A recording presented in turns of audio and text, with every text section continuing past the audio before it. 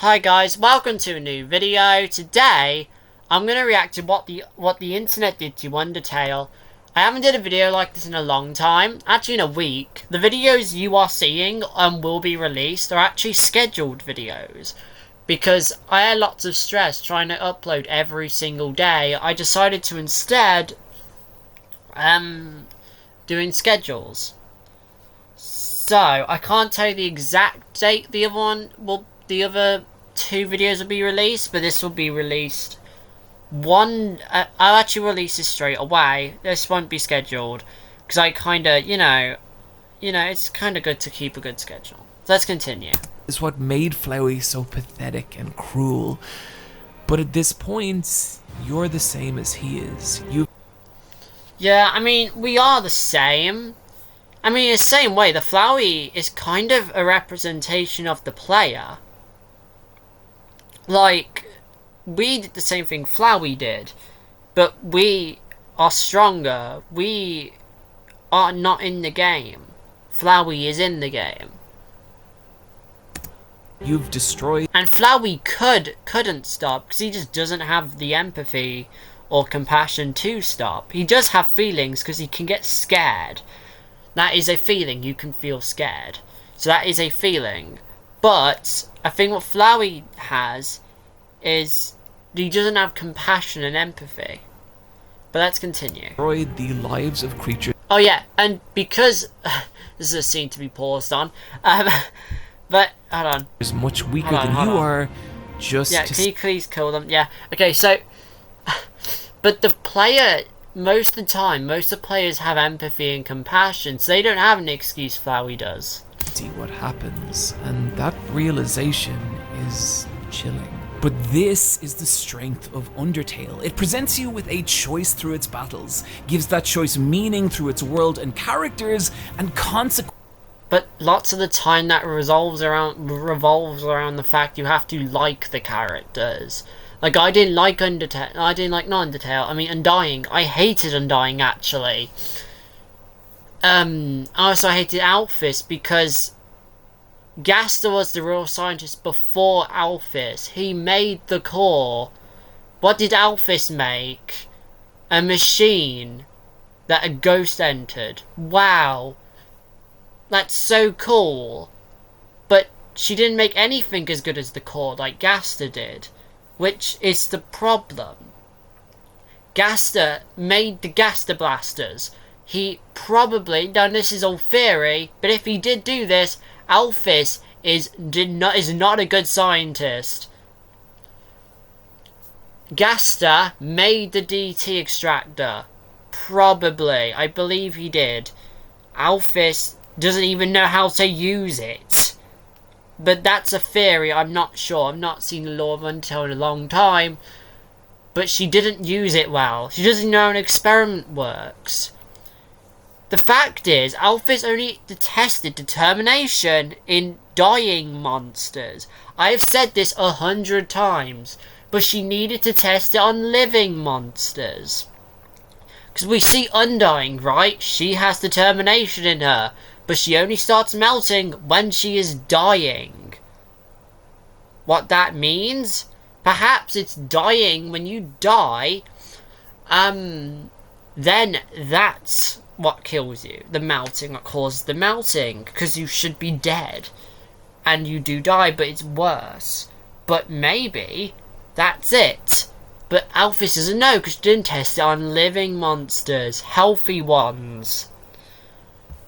Consequence in how the game reacts to your decisions, and it uses that to reach out beyond the screen and form a real connection with you, the person holding the controller, and makes a direct statement on how you choose to engage with the lives of beings in an inherently weaker position. Also, I don't know if I think it's meant to be, but that looks like a human soul. See that? That's a human soul. I know it's an armor design, but it's cool. Than you are. And at its best, that's a powerful personal experience. And why I think people react to this game the way they do. The fact it's still going as well. I don't know when Undertale, the fandom started. I believe that was in this video somewhere, but it's been weeks since I've seen it. I'm kind of watching this without context. But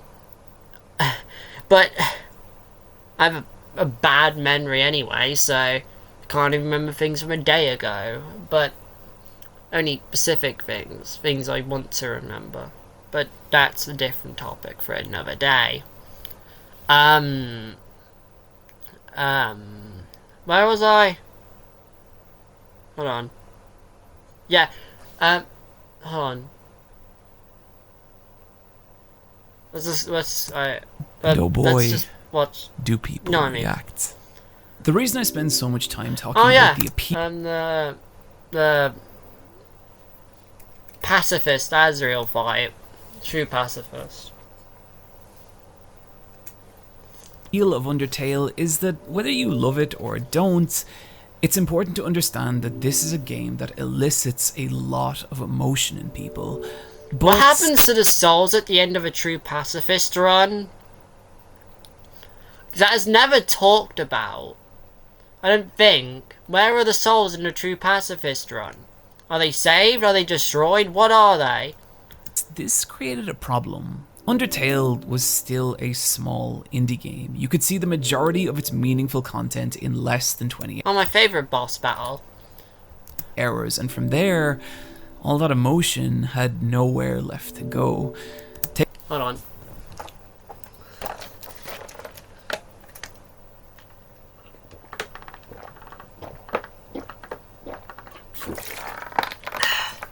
There we go.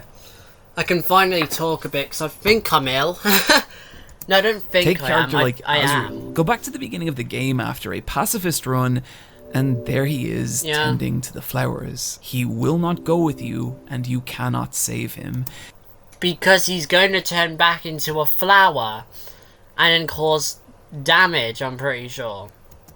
He's resigned to stay alone in the ruins forever, slowly Well, at least until he becomes a flower again and goes crazy again and then breaks that promise. reverting back to the soulless version of himself. And that's it. That's the end of this character.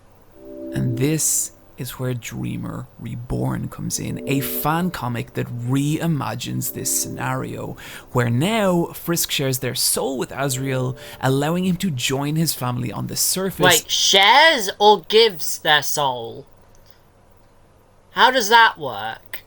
I know it's a fan-made comic, just saying. And start a new life.